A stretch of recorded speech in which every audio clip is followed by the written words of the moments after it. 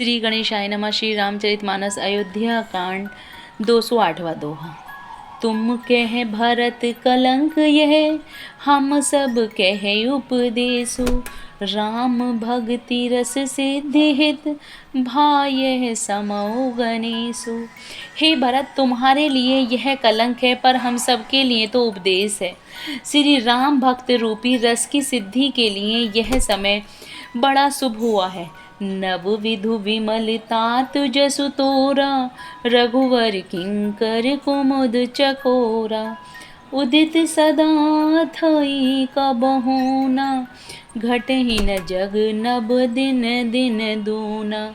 हे तात, तुम्हारा यश निर्मल नवीन चंद्रमा है और श्री रामचंद्र जी के दास कुमुद और चकोर हैं।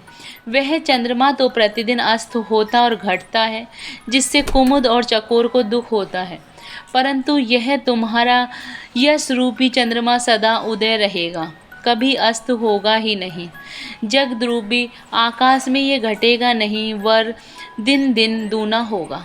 कोक तिलोक प्रीति अति करही, प्रभु प्रताप रवि छबहि न हरहि।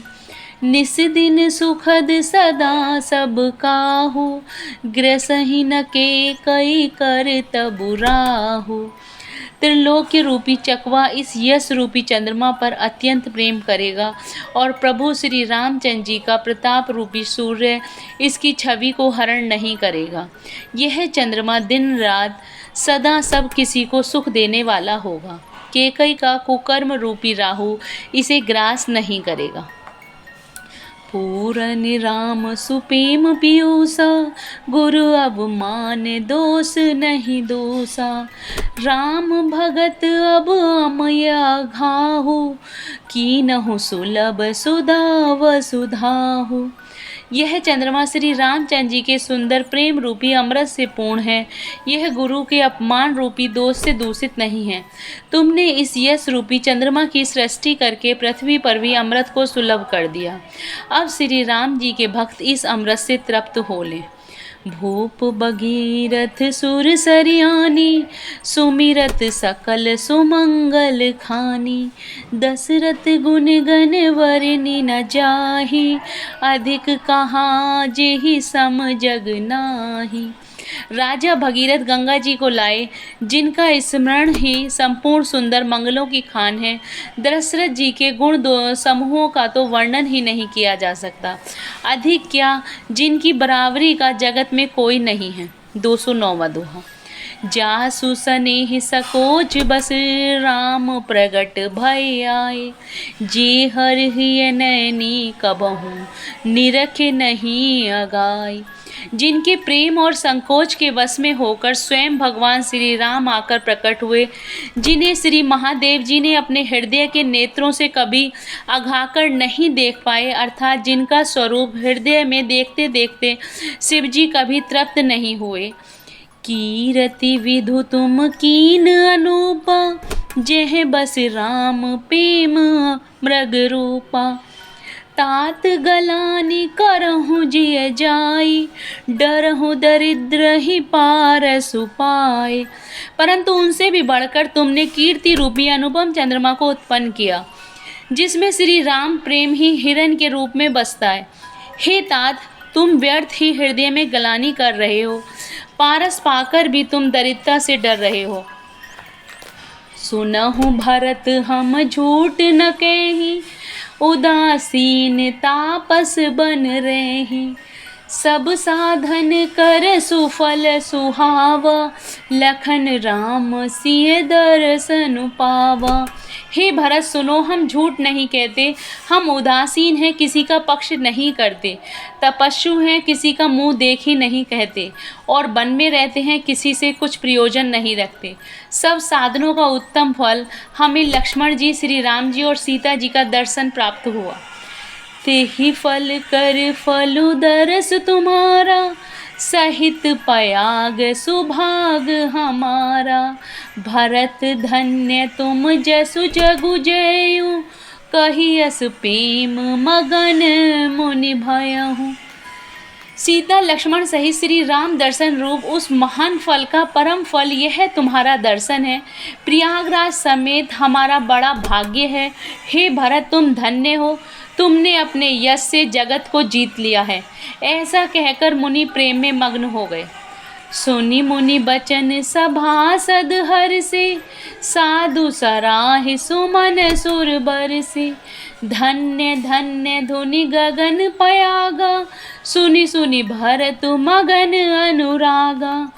भरद्वाज मुनि के वचन सुनकर सभासद हर्षित हो गए। साधु साधु कहकर सराहना करते हुए देवताओं ने फूल बरसाए।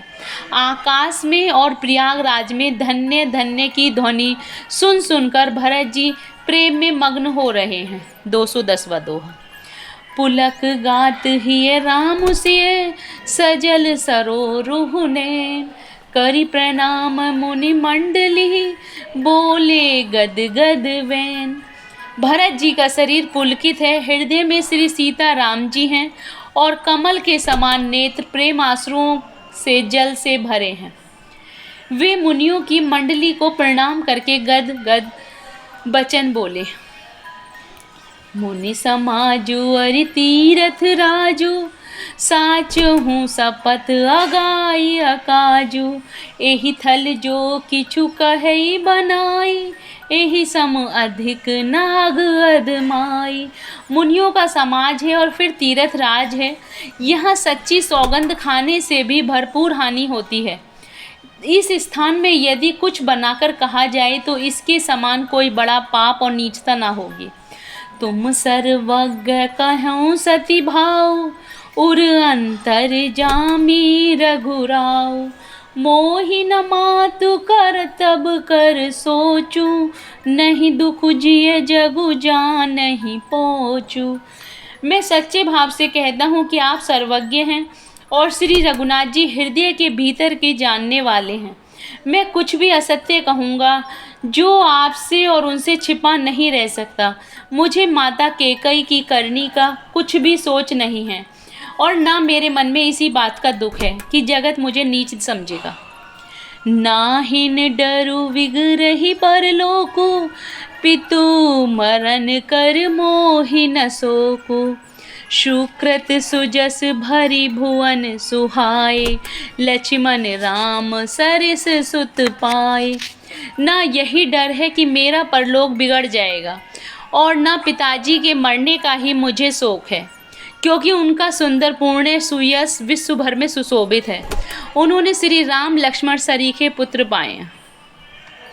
राम विरह तजि तनु छन भंगु, भूप सोच कर कवन प्रसंगु। राम लखन सिय बिनु पग पनहि, करि मुनि वेश फिरहि बन बनहि। फिर जिन्होंने श्री रामचंद्र जी के विरह में अपने क्षण भंगुर शरीर को त्याग दिया, ऐसे राजा के लिए सोच करने का कौन प्रसंग है। सोच इसी बात का है कि श्री राम जी, लक्ष्मण जी और सीता जी पैरों में बिना जूती के मुनियों का वेश बनाए बन बन में फिरते हैं।